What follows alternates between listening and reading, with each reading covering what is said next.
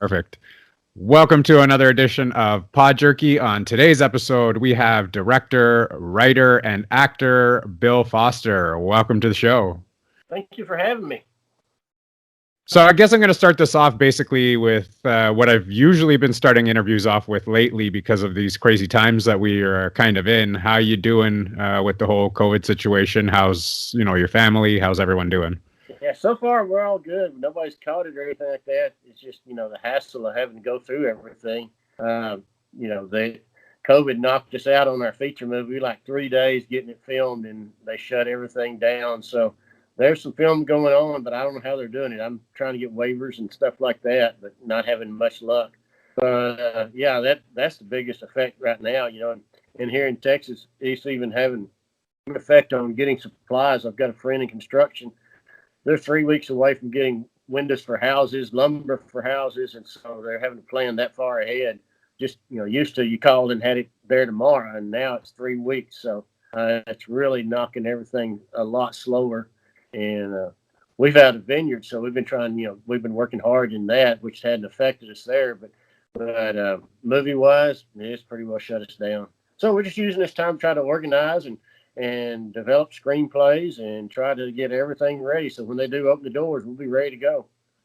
Yeah, that's pretty much how we're operating here too. We're in Canada, and our cases are very, very low. I think we had 78 in our entire province today, and that's wow. Total. We're just getting back into the reopening plan for school to start in September. A few people are weary about it, but we'll see how that works out. I work in the school system, so I want to see how that kind of pans out right now, and we'll go from there, right? Yeah. Our school starts where we are here in Stephenville, Grandkids. They start next week, and so I don't know the rules on wearing a mask, but I would hate to be the one trying to make kindergartners wear a mask. 20 kindergartners in class is hard enough, much less trying to make them all wear a mask. But I'm retired from school business after 33 years, and we would have a pandemic come through nearly every year where we'd, like the flu or stomach virus, and we'd have to shut school down if it reached 40%, and we've only had to do that a couple of times, but there was a few times we'd have 30% of the kids out due to flu, and so I'm just wondering if this is something we're going to have to do every time something like this comes through. I don't know. It's really crazy. Yeah, our plan that they've set out for us right now is not very stable in my eyes. I mean, from kindergarten to grade 3, they don't have to wear masks. From grade 3 on, like grade 4 on, you have to wear a mask. So I don't know how that's all going to pan out, but I guess we'll see when it happens. Yeah. It's not a great plan, but we'll. Yeah. But we got them back in school, and you see in college football canceling, and I was thinking about the bowl games, and it's just it's terrible what we're having to go through. We're having to give up stuff like that, and I realize college football in the fall is a luxury, and pro football and baseball and all that, but it sure is nice to watch a game every now and then. Oh, definitely. I find it really weird. I'm a big baseball fan.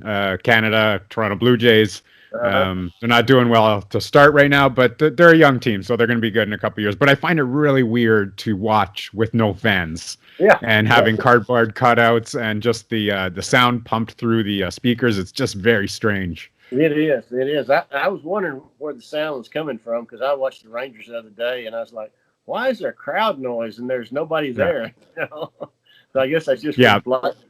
But that's really strange. Yeah, but it's better than nothing, right? I guess we got the sports back, so it's better than nothing.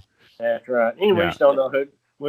We're to the point now we don't know who to believe on it either, so it's really frustrating.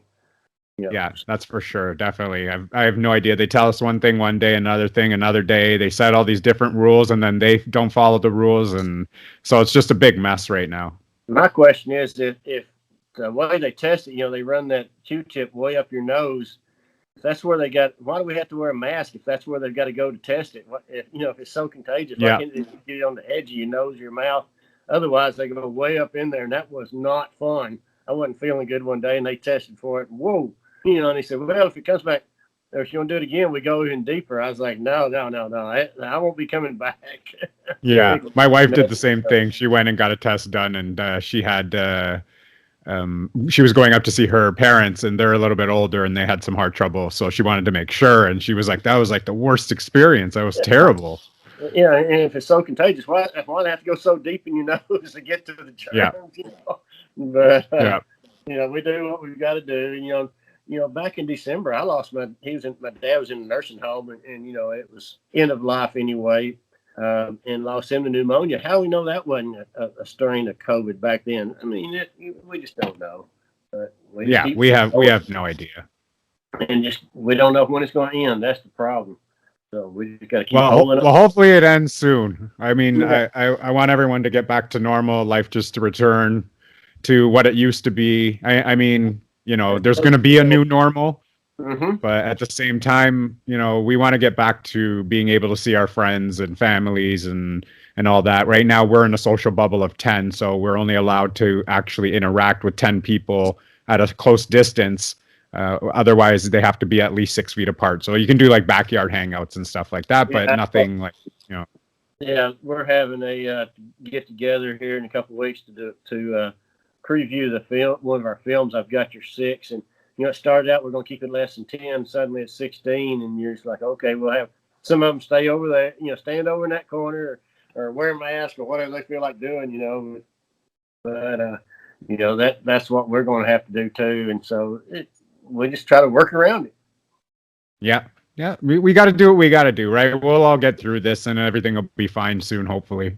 That's right. That's right. Yeah. So I guess let's get into a little bit of the work that you do. If you want to give like a brief background to everybody who doesn't know who you are, give them just a little bit of a brief description of yourself. Okay. Well, after retiring after 33 years of school business, I was teacher for 7 and principal for 15 and the superintendent for 11. I retired and really hadn't even planned on getting into the movie business. Now, I've always loved it and loved the theater and things like that. And I was a writer before I retired, but I just hadn't had anything published because I didn't want people thinking, you know, conflict of interest or anything like that. Because, you know, it's kind of a political position being a principal or a superintendent. And so once I got out, I had a book published, and then I saw an advertisement for a casting call for extras for The Sun. And so I went and stood in line with 1,500 other people in Austin, and I thought, man, if I get so lucky to get be able to just walk down the street of a Western movie, you know, that'd be awesome. But lo and behold, I was selected to be a recurring featured extra, which I got to work right side by side with Pierce Brosnan and James Parks and some more like that. It's really great talent, and that just lit the bug in me. And so I just started applying, and I read an article once where if you want to get into business, you try to you apply for everything, whether it's paid or not. And so I honed my skills on some independents and kept getting selected for bigger ones. And I was in season 4 and 5 of The Fear of Walking Dead, Alita Battle Angel. I got to work with the Coen brothers on Ballad of Buster Scruggs. That was a blast, and learning from all of them, the do's and the don'ts. And being a writer, I thought, well, I'm going to shoot a little trailer for a story a script I had written. It was about 30 pages. And so I got 4 or 5 actors together, and all of a sudden, before we got that going, it's turned into over 250 actors and full camera crew, production crew. We've already got full-time lawyers. A lot of things nobody told me that was going to happen, you know. And so, you know, you start out getting your LLC and your insurance, and then you just continue on. And all of a sudden, we've got a production business that's got different branches. In fact, we're fixing to launch another one that will do like commercials and you know, other movies that I'm not writing, but I'll still be in charge. It's like a 60, you know, I'll have 60% of the vote, you know, or 54% of the vote or whatever. We're still working on that, but it's going to give our company, once it opens up from COVID, to be able to get those people together, those crews together, and do commercials and TV or movies and things like that. That I don't have, you know, I'm so wrapped up in what I'm doing, directing the movies I've got going or fixing to get going, till I don't have time to be that big, you know, and be everywhere. So we're already expanding and really think it's going to take off big time. And so we're really hoping, so when it opens back up, we're able to take off and go from there.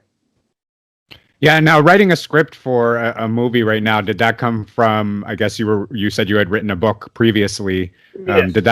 come, I guess, from just writing the book, or did that come just after you got into being an extra into the movies and got an interest in that? The Showdown on the Brazzos was a screenplay I was writing as I was acting. Wrote a few scenes for somebody, and that never went anywhere. So I took those 2 or 3 scenes and made my own movie from it. Built a whole movie around some ideas there that we had. And then the one I'm working on now is called I Heard the Quail Whistle. It's a manuscript I wrote. We're going to have it published, but I converted it into a screenplay. And so in fact, last night, the last few nights I've been working on trying to, I don't want to say massage it a little bit, but, move some things around and change some scenes. And we really didn't care for the order that I had written the book in. And so we felt like we might be telling too much of the story earlier. So I'm pulling some of those scenes and going back. And I didn't realize it when I wrote it, but when I changed it to a screenplay going through it, it's real budget friendly. And that's something that's going to work well, I hope, with investors in the future, is because if we get, let's say, $100,000 for salary, and you're a person that gets that $1,000, $2,000-$3,000 a day, we're not going to need you about 3 days. The speaking roles, we're not going to have you there for 2 or 3 weeks. The 2 main stars, yes, they'll be there a lot, and that'll eat up most of our budget. But for everybody else, they're not there, 5, 6, 7 days. They're there like 3 days and gone, because it's kind of a travel sequence. And so, after this person, it's a heroine type movie. A female is the hero of the whole movie, which is different. But as she travels and goes from town to town, she doesn't go back to the town you just finished. So you film that town scene and then you're done with those people. So, it turned out really neat that way. And my wife challenged me to write this story several years ago. I wrote 4 or 5 novels, and there's always the men as the hero. And she said, won't you write one as a female as a hero? So I did. My son the other day challenged me to write a Hallmark movie. And so I'm working on that right now. And, once I get the ideas flowing, it's hard to do anything else. And so I've really got to pull myself back every once in a while to go take care of the vineyard or see the family or whatever. So, I just want to get my office where I'm now and shut the door and just go to writing. But, the Hallmark movie for Christmas, that's a whole different mindset on those kind of movies. There's not the cowboy Indian shoot 'em up, blood, guts, and all that. So you got to change everything around and go at it a whole different way. So I'm working on that, which is a lot of fun. And so hopefully we can pitch that to Hallmark, or maybe we film it and then pitch the movie to Hallmark eventually. There are channels like that. Yeah, that's the whole different genre of film. It's more of the feel good, movie that people like to see around the holiday time, and not like the westerns, like you said, just like the cowboy shoot 'em up. So that's a whole different skill, I guess, to write that. Yeah. First, I had several scenes written, and my wife read it. Said, no, that's not going to work. You got, because I had them, trapping a mountain lion on a mountain, and and all this. Nope, you can't kill anything. And I was like, oh man, this gonna be tougher than what I thought it was going to be, but we're getting there. And I just have to remember back some of the Hallmark movies I've seen, and some of the books I read as a kid. Old Yeller and some of those styles. And that's kind of the style it'll be, is kind of feel good old time Western. My son told me to write it in modern day Western, but of course I went to the old time, which I'm more familiar with. And then I may turn around and write another one for a modern day one. But being that we're getting this other part of our Quail Whistle productions going, I could write this script and be working on another movie, and that other chapter, other part of our business can make the movie. And I wouldn't even, I'd be part of it, but I wouldn't have to be there day to day. So it's really neat and really a good, exciting time trying to figure all the little pieces out and figure out exactly, how we're going to work this infrastructure and all that kind of good stuff. Yeah, and you're working on another project right now that I thought was really interesting called I Got Your Six. I don't know if that is out yet, or you're still just currently working on that. You want to explain to everybody what that's about? You bet. It is really close. I'm looking to make sure I got a phone cord here. Phone's getting low. But yes, all the veterans, it's a short story I wrote, and it's 18 and a half minutes long or something like that. We've got it finished except for the music. And Evan Evans, Bill Evans' son from the Bill Evans was a jazz pianist back in the 60s and 70s, 18 Emmy Award winning jazz pianist. And this is his son who's composing the music. That's all. He likes two more songs or two more scores, and we'll be finished and have it ready to go out. The lawyers are already pitching it. But the neat thing is, every actor in it is a military veteran.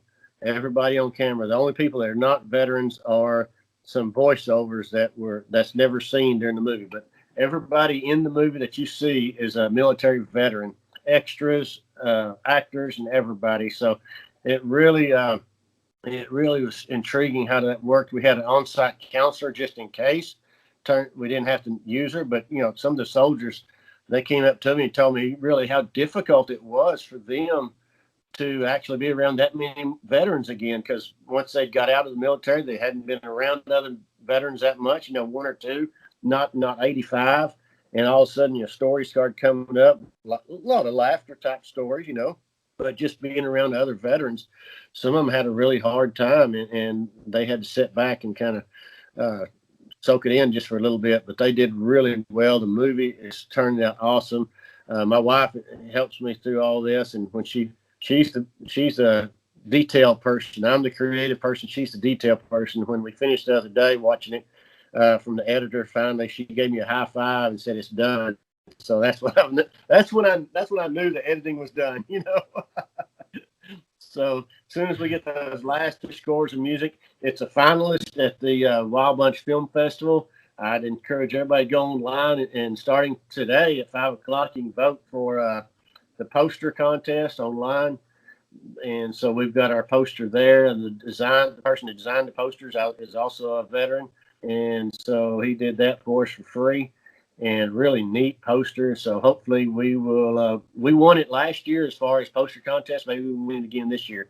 And like I said, short film is in the finalist out there in Arizona. And that's the only one I've entered it in cons. And so we hadn't heard anything from them just yet, but we put some royalty-free music in where we don't have all of our music in now. It's going to be so much better once we get it all in there. But there's some deadlines you got to meet to get it in some of these contests. So we went ahead and entered it. But as soon as Evan finishes that, we'll enter it, Sundance Film Festival and some of those others like that. So can't wait to see how it reviews. Yeah, and generally when fans are watching the films or watching a short, we really don't take into consideration what goes on behind the scenes, right? We just look at the actual video and we say, "Wow, that was amazing," or "This was just a fantastic, brilliant film." What can you tell us as fans of movies on the amount of work that goes on behind the scenes of it, and not just a full-length movie, even something like a short, of the amount of hours that takes to come up with this whole project to be finished? We filmed it in 2 days, 2 12-hour days. And but just getting ready took months. I wrote it, and then getting ready, getting all the casting calls done, the production team done, and getting everything, logistics worked out, the locations worked out. It was months. We started probably in September when we said, okay, we're going to do this, and then we got to film it in December, and that was December of last year. Now, my editor at that time has not worked on it, steadily for that long, but then once he got through with it, then we put it to another editor, and so then now we're really just about finished. The music came along. We got it to the musician last 3 weeks ago. So all in all, for 2 days of filming and an 18-minute video, 5-6 months of work. The Showdown on the Brazzos, a full feature-length movie, year and a half at least. That's taking out all the dead times on both of them. On the Showdown on the Brazzos, I broke my leg on set, and so I had to take off a couple months to get that healed up. Had some other things happen, and now we're sitting here because of COVID and can't finish. We were rocking along on that Showdown on Brazzos. I mean, we were going fast and thought, man, we're going to finish this in record time. And the good Lord said, no, you're not. But right now, my schedule for filming I've got the Quail Whistle, that full feature, is about 30 days of filming, and that's not count. That's 6 weeks of 5-day weeks, but that's not counting Saturday and Sunday because the production team will work during that time reviewing film footage, smoothing things out, planning, getting people together, and all that kind of stuff. So once it starts, it is a 24/7 job. I guarantee you. I don't know how many times I sent emails out at 2 a.m.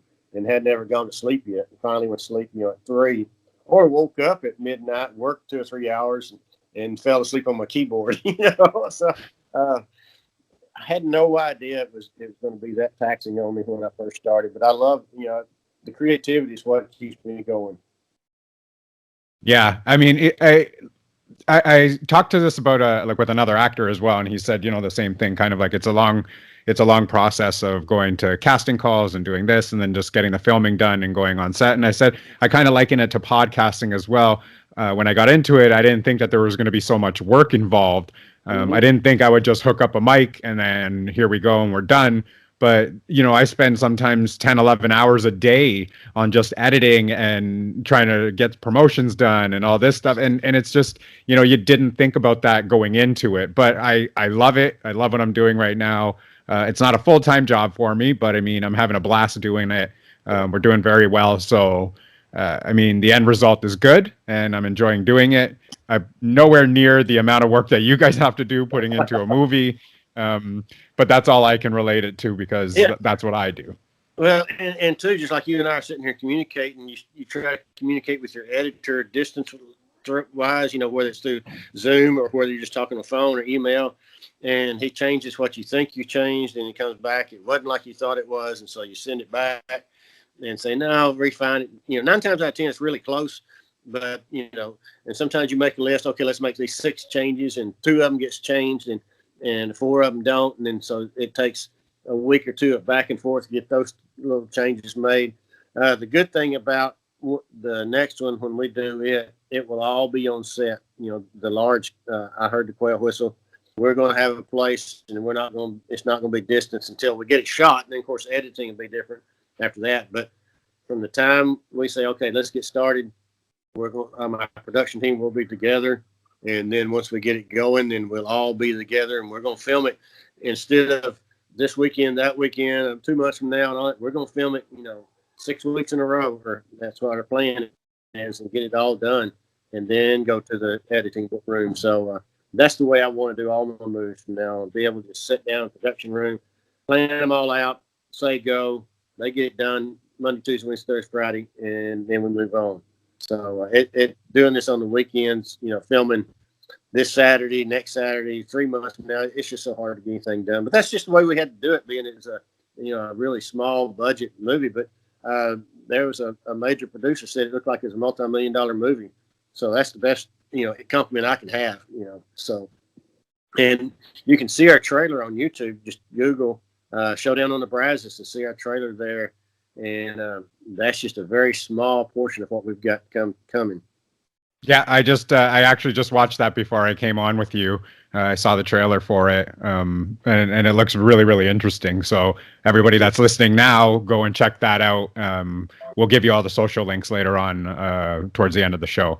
But you actually got a chance to play, I guess, a walker or a vulture on Fear the Walking Dead. What was that like? It was unique. Temperature-wise was a killer. We filmed in 35 degrees. We filmed in 105 degrees. I was a mask walker. In other words, you do your makeup, then you've got a latex mask you pull over. They send you, vulture part was really neat because they told me, of course, I already had my beard and my hair wasn't long at all. They said, quit shave it. Don't trim your beard, don't trim your hair. Let it get as wrong and nasty as it can. And it was pretty bad. I mean, it got long. And because they wanted us to look homeless, because we were this gypsy group trying to attack the main characters. And so that was a lot of fun, just being able to roast your hair for a role, when people say, man, you're looking pretty rough. Yeah, but it's for a TV role, and then they killed me. And so then they brought me back being 6'4", 5", and 200 pounds. I get as a zombie or a walker, I get to reach over people. I can reach in windows better. Got the long arms, and so I spent the rest of season 4, and then all of season 5 as a walker, which was a lot of fun. They send you to walker school, make sure you do how to walk. People that can't walk like a zombie, they put them way back there in the back where they're just really blurry. The masked walkers, we're up there closer to the camera. The hero walkers, they're the ones that have all the prosthetics painted on and everything, and they're really close to the camera. So just learning how they do that voodoo magic is really fun. It's a lot of time. One time we shot, I think it's 17 hours. Out of that 17 hours on set, we filmed maybe 2 hours. But you just, they got you there, and so when they need you go up and act, and then when you get done, you go back and sit down and wait for them to call you back, But it was a lot of fun. It was filmed in a baseball stadium, and we'd sit there in that baseball stadium waiting to be filmed. It's amazing the transformation they made. And how did you get into getting into that? Did you just go on an audition? Did somebody give you a call to say, "Hey, come and work with us"? I was really lucky. I had been on a National Geographic movie called, and I can't remember what the name of it was. And the casting agent that I've worked for before on The Sun, but they just happened to notice me on that one. And so when I was actually out feeding cows, and I got a text that said, "Hey, you want to be on this show?" They didn't say what. Send us your picture right now. We saw you on this other one when you were signing up. We think you'd be really good. And so I sent it to them, and lo and behold, they liked me well enough to cast me as the vulture, one of the vultures. And part of, that's 90% of being cast is you got to look the part.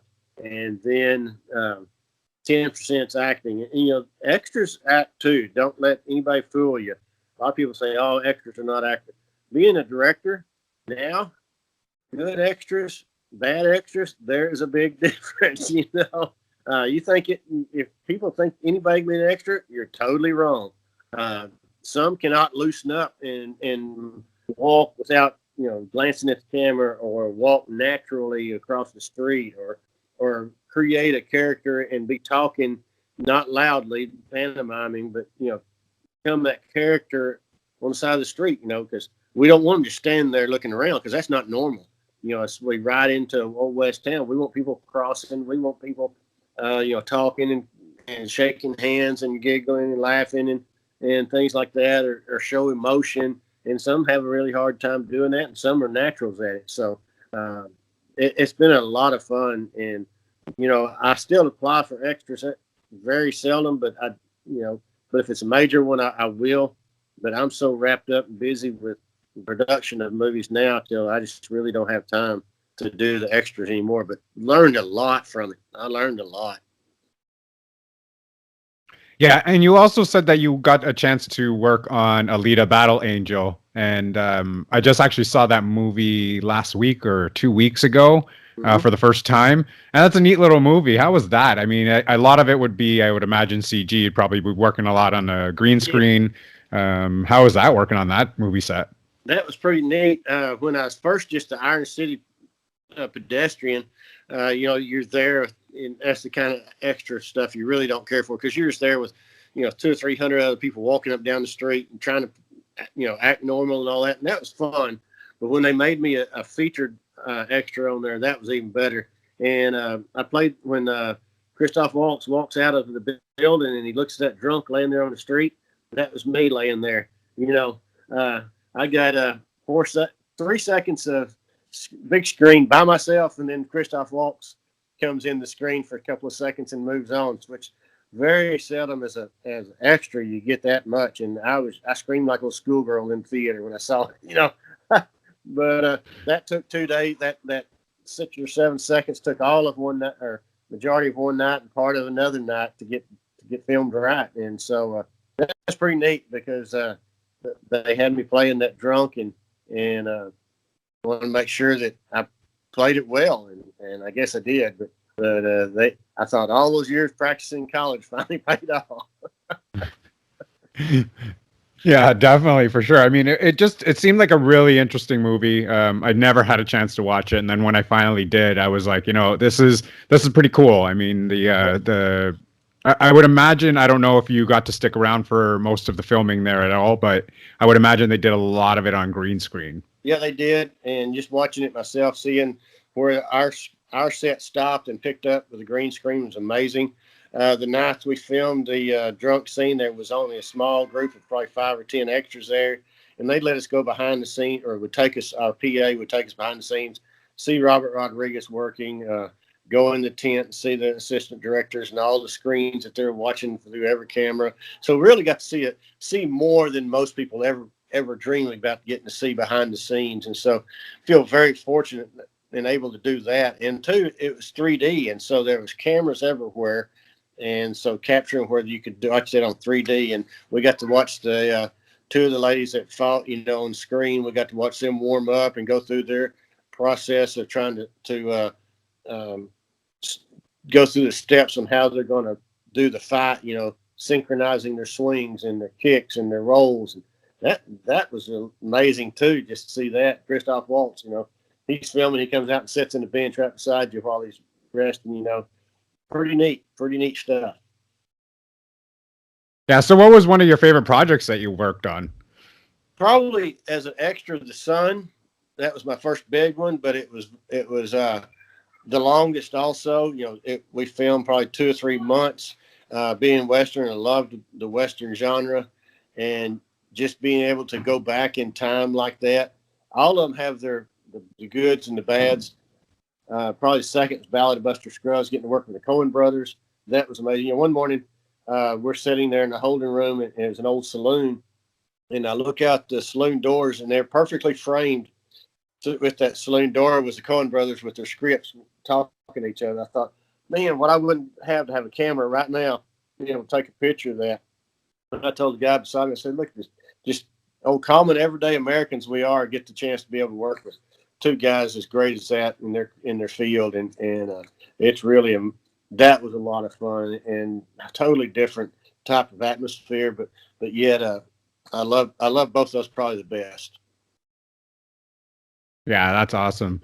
Okay, so I think I'm going to give you a chance now to give us any of your social media accounts and let everybody know where they can find you. If there's anything else that you want to plug on the show today, here's your chance. You can go ahead and do that. You bet. Go to YouTube, like I mentioned earlier, and Google Showdown on the Brazzos and watch our video there, our trailer, teaser, whatever you want to call it. And then you can see me on IMDb or Showdown on the Brazzos on IMDb. I've got Your Six has an IMDb page also. Facebook the same way. We're working on a web page. Hadn't got that going yet. Just had too many irons in the fire. And then go to the Wild Bunch Film Festival and vote for our poster that's starting today at 5 o'clock. Go on there or go to my Facebook page and you'll see I'll post a link there where people start voting. And I think they let you vote every day. So the more votes we get, the better chance we got of winning the poster contest. Yeah, and I'll put all of the links into our show notes so that everyone can go and check those out as soon as I release the episode here. So I want to say thank you very much for taking the time out of your day to come on to our show today. We really appreciate it. If there's anything last words that you have to say, you can go ahead and say them now, and then I guess then we'll just end the interview here. Okay. Well, again, thank you for having me on. God bless America, and you can do whatever you dream you can do. And so just keep on dreaming and keep on doing. Awesome. Thank you very much again. And as always, stay safe, be kind to each other, and we will see you later. Thank you. I'm just going to stop the recording here.